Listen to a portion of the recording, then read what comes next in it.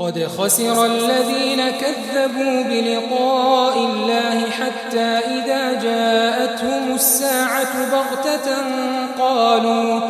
قالوا يا حسرتنا على ما فرطنا فيها وهم يحملون أوزارهم على ظهورهم ألا ساء ما يزرون وما الحياة الدنيا إلا لعب ولهو وللدار الآخرة خير للذين يتقون أفلا تعقلون قد نعلم إنه ليحزنك الذي يقولون فإنهم لا يكذبونك ولكن الظالمين بآيات الله يجحدون ولقد كذبت رسل من قبلك فصبروا على ما كذبوا وأوذوا حتى أتاهم نصرنا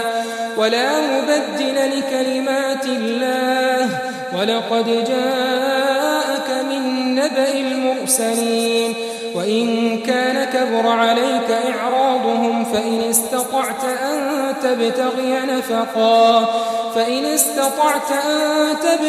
نفقا في الأرض أو سلما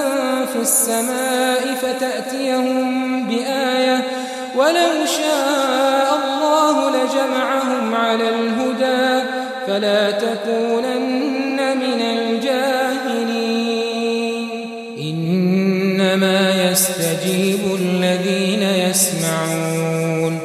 والموتى يبعثهم الله ثم إليه يرجعون وقالوا لولا نزل عليه آية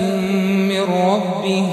قل إن الله قادر على أن ينزل آية ولكن أكثرهم لا يعلمون وما من دابة في الأرض ولا طائر يطير بجناحيه إلا أمثالكم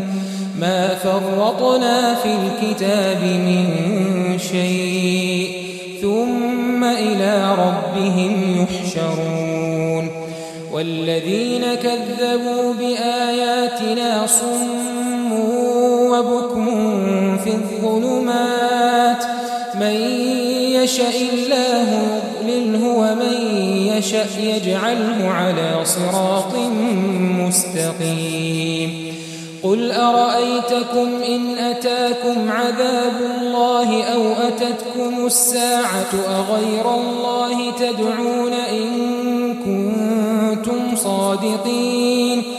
بل إياه تدعون فيكشف ما تدعون إليه إن شاء وتنسون ما تشركون